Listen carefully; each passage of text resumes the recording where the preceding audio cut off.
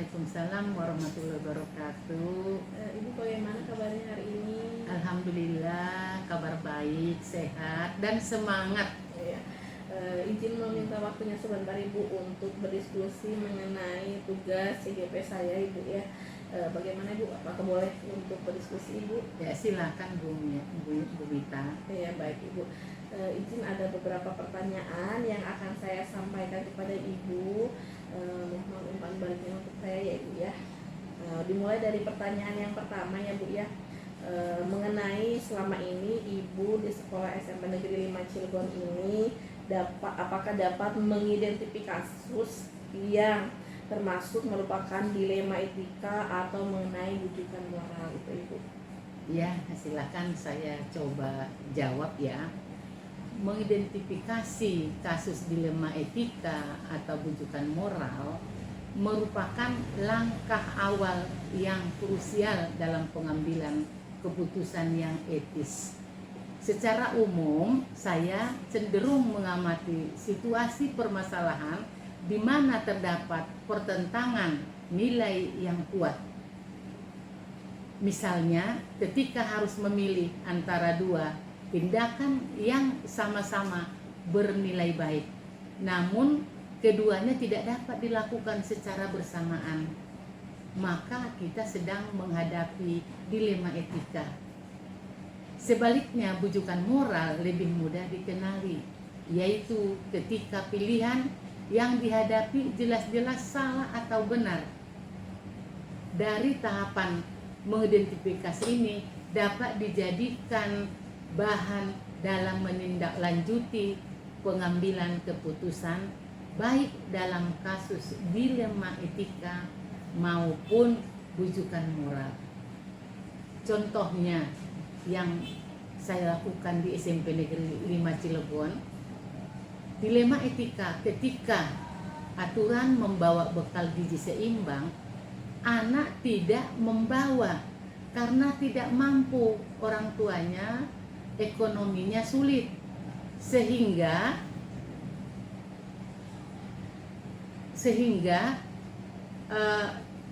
anak yang tidak mampu membawa makanan gizi seimbang itu, sekolah mengambil kesimpulan yaitu menyediakan kepada anak-anak yang tidak mampu tadi, dan mudah-mudahan anak yang tidak mampu tadi tidak merasa dibedakan dengan anak-anak yang bawa sendiri dari rumah. Ya Ibu, terima kasih untuk yang pertama tadi sudah mencerminkan ya Bu ya, kasus dilema etika memang ada di SMP Negeri 5. Bahkan Ibu memberikan solusi untuk anak yang kurang mampu itu diberikan dari sekolah ya Bu ya. Iya betul. Ya, Ibu. Untuk yang selanjutnya Ibu, selama Ibu berada di sini, bagaimana Ibu menjalankan pengambilan keputusan di sekolah Ibu, terutama untuk kasus-kasus dilema etika, di mana yang sebuah kasus itu dinyatakan yang satu kenyataan satunya benar, yang satunya pun ikut benar ya Ibu ya, sama-sama benar. Menghadapi nilai kebajikan seperti itu, bagaimana Ibu?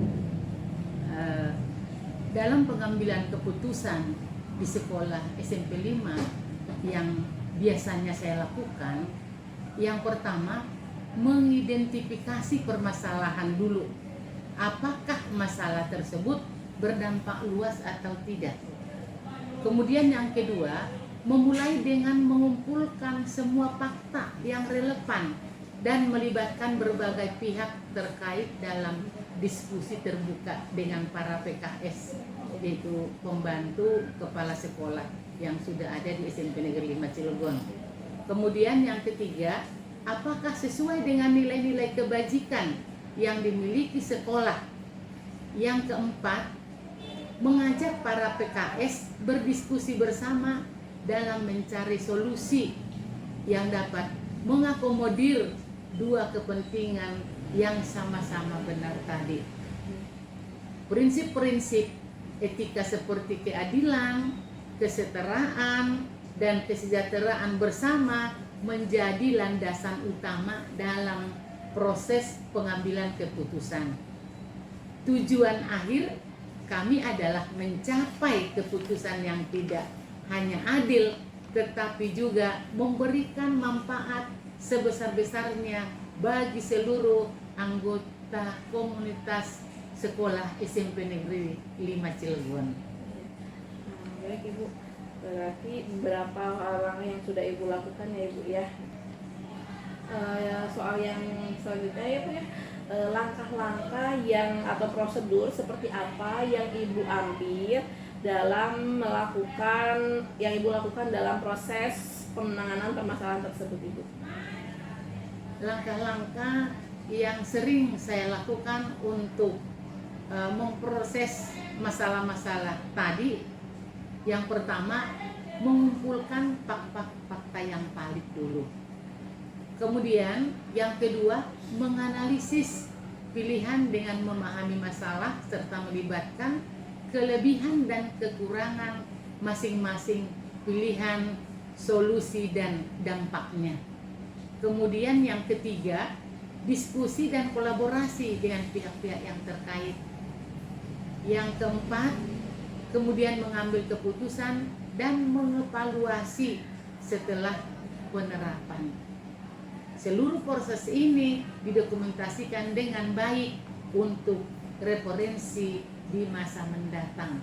Apabila ada hal yang sama terjadi lagi seperti ini, kita sudah punya ketentuan. Kalau kurang baik, nanti ke depan kita lebih buat lebih baik lagi. Untuk yang selanjutnya Ibu, dalam menangani kasus-kasus dilema etika ini, hal-hal apa saja yang menurut Ibu anggap efektif dalam pengambilan keputusan pada kasus yang sesuai dengan dilema etika tersebut Ibu? Selama ini yang kami anggap efektif dalam pengambilan keputusan pada kasus-kasus dilema etika adalah bermusyawarah dengan melibatkan para PKS yang ada di SMP 5, kemudian guru, paguyuban, komite, dan pihak-pihak terkait lainnya. Kami dapat saling memberikan curah pendapat sehingga timbul berbagai sudut pandang, sehingga timbul keputusan yang bijak dan dapat dipertanggungjawabkan, dan semua pihak merasa dihargai dan kebutuhannya terpenuhi, tidak ada yang merasa disisihkan. Berarti pentingnya untuk komunikasi dengan pihak-pihak terkait yang ada di sekolah ya Bu ya, tadi Ibu dengan PKS, paguyuban dan lainnya ya Bu ya. Untuk selanjutnya Ibu, hal-hal apa saja yang merupakan tantangan dalam pengambilan keputusan pada kasus-kasus dilema etika Ibu? Ya, yang merupakan tantangan bagi saya yang pertama yaitu dalam pengambilan keputusan dalam kasus dilema etika adanya konflik kepentingan dari berbagai pihak, kurangnya keterbukaan dari orang tua, peserta didik, serta adanya tekanan dari berbagai pihak eksternal. Kemudian perubahan nilai dan norma dalam masyarakat juga dapat mempersulit proses pengambilan keputusan. Apa yang dianggap benar di masa lalu mungkin tidak lagi relevan di masa sekarang. Jadi pengalaman di masa lalu itu tidak bisa diambil satu patokan untuk kejadian di masa sekarang. Ya, baik Ibu. Untuk selanjutnya, dari semua yang Ibu lakukan, apakah ada jadwal tertentu misalnya sebulan sekali atau seperti apa dalam penyelesaian kasus dilema etika, dan apakah langkah yang Ibu lakukan apakah langsung diselesaikan ketika ada permasalahan, kemudian bentuk atau prosedur apa saja yang dapat Ibu lakukan gitu Ibu? Ya, ketika masalah muncul, saya berinisiatif segera menyelesaikan, segera dengan tahapan pengumpulan informasi dulu, Ya, kita cari informasi baik itu dari guru maupun dari paguyuban, komite, kemudian diskusi dengan pihak-pihak terkait untuk menghasilkan keputusan. Pihak-pihak terkait itu tadi yaitu komite, paguyuban, para PKS dan guru. Kemudian contoh pada saat menjadi PLT di SMP Negeri 5 Cilegon, banyak hal yang urgent yang harus saya lakukan, seperti air yang di musola tidak mengalir, padahal itu sangat penting digunakan untuk peserta didik beribadah. Sehingga saya berkomunikasi dengan berbagai pihak untuk membuat sumur bor.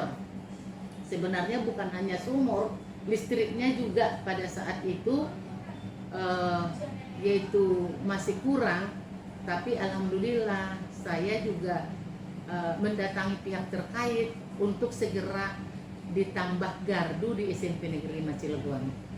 Kemudian kedisiplinan anak-anak dan guru mulai saya perhatikan agar datang tepat waktu, dan saya memberikan contoh hadir lebih awal daripada siswa dan guru. Ya, alhamdulillah pada saat saya PLT di SMP Negeri 5, pintu gerbang itu dibuka 2, belakang dan depan, tapi saya berupaya saya buka 1 supaya anak-anak dan guru yang datang lebih awal dan terlambat itu bisa saya monitor. Alhamdulillah sampai sekarang SMP 5 hanya pintu depan yang dibuka dan pintu gerbangnya jam 7 kita sudah tutup. Alhamdulillah anak-anak dan guru tidak ada yang terlambat. Baik Ibu, berarti ketika ada masalah dilema etika sebisa mungkin Ibu langsung menyelesaikan waktu itu ya Bu ya, langsung. Ya, langsung pada saat itu. Ya. Betul. Untuk selanjutnya, adakah seseorang atau faktor-faktor apa yang selama ini mempermudah atau membantu Ibu dalam pengambilan keputusan terhadap kasus-kasus dilema etika tersebut Ibu? Ya, alhamdulillah ya, di SMP Negeri 5 Cilegon banyak faktor-faktor yang membantu saya dalam mengambil keputusan. Kemudian sumber informasi dari pihak terkait dengan rekan kerja, kemudian paguyuban dan semua masyarakat sekolah, dan yang paling utama adalah berdoa kepada Allah Subhanahu wa Ta'ala supaya diberikan kemudahan dan kelancaran untuk menyelesaikan permasalahan. Ya, baik Ibu. Artinya semua pihak yang ada di sekolah sangat membantu, dan utamanya yang berdoa ya Bu ya. Iya, kita udah berupaya bersama tim, ya, termasuk tadi komite paguyuban, PKS, para guru. Nah, di samping itu kita berdoa kepada Yang Maha Kuasa supaya apa yang kita niatkan nanti diberikan kemudahan dan kelancaran oleh Allah Subhanahu wa Ta'ala. Ya, baik Ibu. Terima kasih. Ya baik Ibu, untuk yang terakhir ya Ibu ya, dari semua hal yang telah Ibu sampaikan, pembelajaran apa yang dapat Ibu petik dari pengalaman-pengalaman Ibu sebagai kepala sekolah, terkhususnya dalam menghadapi kasus-kasus dilema etika ini Ibu? Saya sebagai seorang pemimpin harus berani dalam mengambil keputusan, karena merupakan bagian dari tanggung jawab saya sebagai pemimpin. Setiap keputusan yang saya ambil selalu mengutamakan kepentingan bersama, khususnya bagi murid, dan memikirkan dampak jangka panjang. Baik Ibu, artinya di sini saya juga sebagai calon juru penggerak melihat Ibu dengan beberapa kasus yang tadi sudah Ibu sampaikan kepada saya, bahwa sebagai pemimpin itu memang harus memiliki rasa tanggung jawab tinggi ya Bu ya. Dan tadi Ibu juga memberi pada saat ada permasalahan siswa kurang, misalnya datangnya tidak tepat, Ibu menjadi contoh atau suri teladan buat murid ya Bu ya. Ya itu aja Ibu, terima kasih. Ya, semoga Bu Nita ke depan ya, apa yang Bu Nita lihat di sekolah yang sudah Ibu laksanakan positif, silakan yang positifnya lanjutkan, yang kurang positif ataupun kurang baik tinggalkan ya.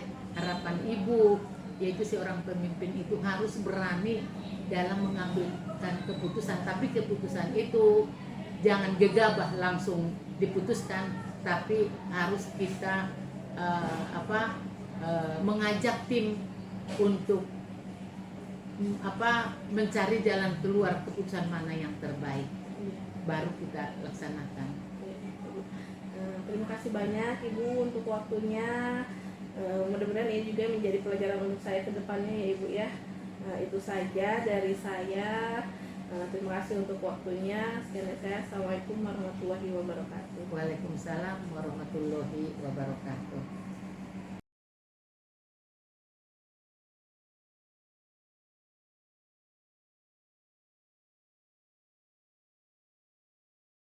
Assalamualaikum warahmatullahi wabarakatuh. Waalaikumsalam Ibu Eva. warahmatullahi wabarakatuh. Bu Mita, sehat Bu Mita? Alhamdulillah, Bu Eva, bagaimana kabarnya? Sehat, alhamdulillah. Iya. Mohon izin mau minta waktunya.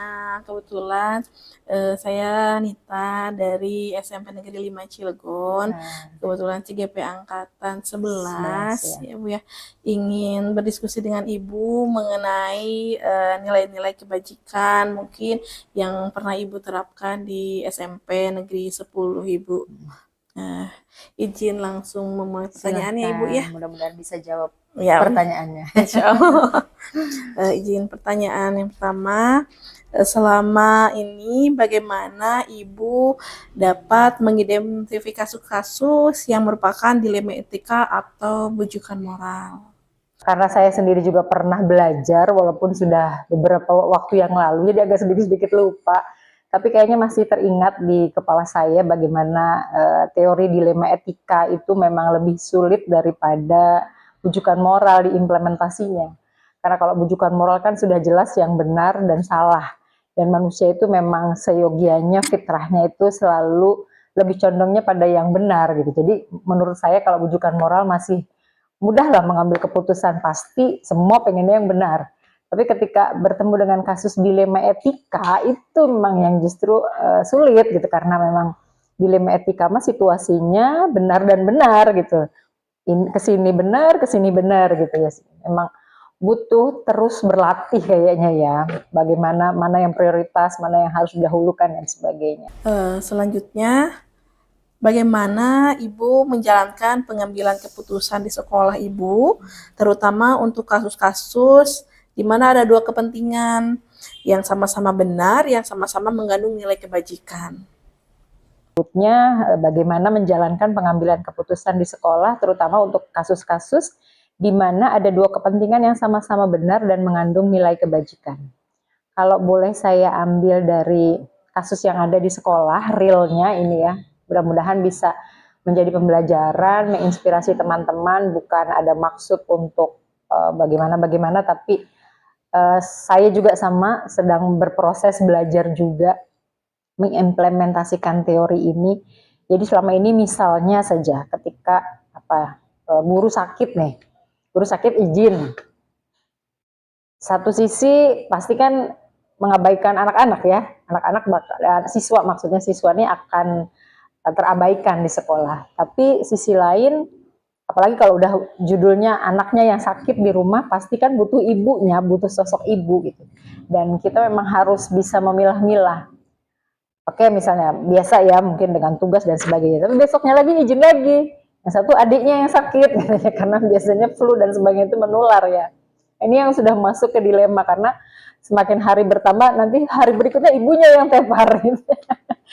Jadi memang butuh butuh pemahaman, butuh pendekatan, butuh bagaimana nih mengambil jika situasinya seperti ini supaya tidak ada yang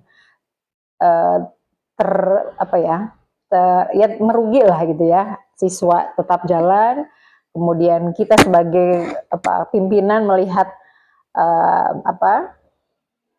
bukan bawahan ya, kalau bawahan tuh kan ya, aset lah ya sebetulnya ya, teman-teman ini tanpa teman-teman juga pimpinan nggak bisa apa-apa gitu. Jadi memang harus dirangkul, harus sama-sama mencari solusinya, dan memang harus dimanusiakan gitu. Karena ketika yang bicara sudah hati, ya insya Allah bahasanya pun hati gitu untuk mengimplementasikannya. Jadi itu sih biasanya. Selanjutnya, langkah-langkah apa atau prosedur seperti apa yang biasa Ibu lakukan selama ini dalam mengambil keputusan? Lanjut dengan langkah-langkah, biasanya kalau langkah-langkahnya masih saya bisa tangani, nggak butuh pemikiran yang lain, saya tangani sendiri, saya ajak ngobrol, udah nyampe nggak ke materi coaching klinik gitu ya, itu ini banget gitu ya, coaching klinik ini jadi lebih tahu lah. Jadi memang memanage manusia itu lebih sulit daripada memanage eh, barang-barang ya gitu ya, karena pimpinan di sekolah itu berhubungannya dengan guru, dengan siswa yang notabene bukan mesin gitu. Jadi memang butuh pengetahuan, butuh implementasi, butuh pembiasaan yang terus-menerus gitu. Tadi itu kalau di PGP mungkin ada pembelajaran orang dewasa, itu kepake banget gitu. Jadi tarik ulur itu perlu gitu. Dikencengin terus juga udah dewasa gitu ya, tapi dilosin juga tetap harus diingatkan seperti itu. Jadi langkah-langkah yang biasanya saya lakukan selama ini, kalau kasusnya masih bisa saya tangani sendiri, terutama kalau kasus-kasus pribadi guru. Tapi kalau kasusnya sudah besar, saya butuh pemikiran banyak, biasanya memang saya panggil teman-teman terdekat, para wakasek terlebih dahulu. Kalau kasusnya mengenai siswa, berarti wakasek kesiswaan. Kalau kasusnya mengenai masyarakat, saya panggil wakasek humas. Kalau tentang pembelajaran, saya panggil wakasek kurikulum, dan seterusnya nanti ke guru dan wali kelas, BK dan sebagainya. Hal-hal apa saja yang selama ini Ibu anggap efektif dalam pengambilan keputusan pada kasus-kasus dilema etika yang terjadi di sekolah, gitu ya Bu ya?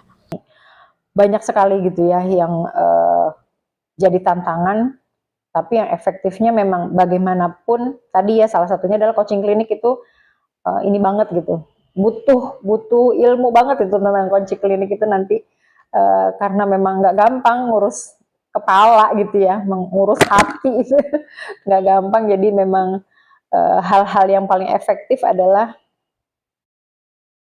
tadi memanusiakan manusia, bahwa teman-teman ini bukan robot, siswa juga begitu gitu ya. Dan yang paling efektif memang kayak belakangan ini saya memang mencoba belajar mendisiplinkan, karena siswa nih banyak yang nggak disiplin, otomatis siswa kan melihat gurunya ya, gurunya harus disiplin, gurunya juga pasti ngelihat pimpinannya. Jadi bagaimanapun kita para guru itu cerminan dari anak-anak, pimpinan juga pasti cerminan dari gurunya. Jadi memang yang paling efektif adalah tauladan, contoh, dan itu berat gitu, nggak mudah.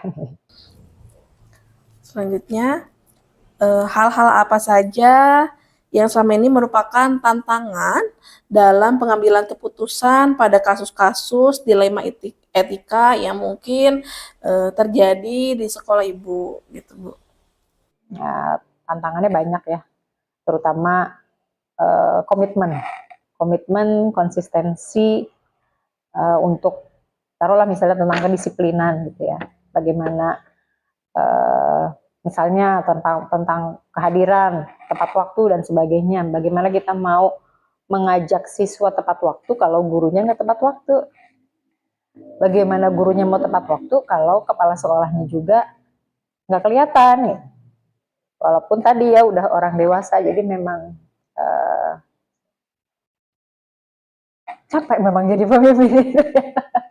Tapi lama-lama teman-teman nanti juga kalau waktunya sampai, mudah-mudahan terbiasa, dan memang sudah di tahap yang mungkin kalau waktu dulu saya jadi guru juga nggak kebayang ya jadi pemimpin gitu, nggak pernah mimpi juga. Tapi qadarullah, takdir membawa ke sini gitu ya. Dan ternyata memang nggak mudah. Gitu. Harus jadi contoh itu yang memang berat, karena untuk memanage diri sendiri aja masih sulit, apalagi ngajak orang gitu. Jadi memang harus effortnya tuh berangkat pagi pulang sore. Seperti itu. Jadi memang yang menantang yaitu ya komitmen, konsisten, memang berat ya. Tapi harus gitu ya, harus, dan mudah-mudahan mintanya sih sehat gitu ya. Supaya kalau udah sehat itu bisa melakukan banyak hal. Apakah Ibu memiliki sebuah tata atau jadwal tertentu dalam sebulan dalam penyelesaian kasus dilema etika? Apakah Ibu langsung menyelesaikan di tempat atau memiliki sebuah jadwal tertentu untuk menyelesaikan permasalahan tersebut. Kemudian bentuk atau prosedur seperti apa yang Ibu biasanya lakukan? Awalnya saya pernah berpikir seperti itu, mengadakan refleksi paling tidak untuk guru tuh 1 bulan sekali sambil mengevaluasi apa-apa yang sudah kita lakukan. Tapi seiring berjalannya waktu, banyak kegiatan, banyak aktivitas, saya lebih sering kali langsung pada saat itu. Karena kalau dinanti-nanti nunggu sebulan, jadi lupa. Akhirnya ketika ada, maaf ini Mbak ya, ini gaya kepimpinan itu kan beda-beda ya. Kemarin itu saya coba terapkan, yang bagus-bagus saya ambillah dari sekolah lain. Ada kepala sekolah lain tuh kalau gurunya nggak masuk ditelepon, saya coba itu. Gerbangnya ini ditutup karena memang mau nggak mau ketika gurunya datangnya siang, kepala sekolah datangnya siang, anak-anak pasti datang siang. Jadi saya coba lah, saya sendiri juga masih banyak kekurangan, tapi mudah-mudahan seiring berjalannya waktu, walaupun berat, lama-lama terbiasa.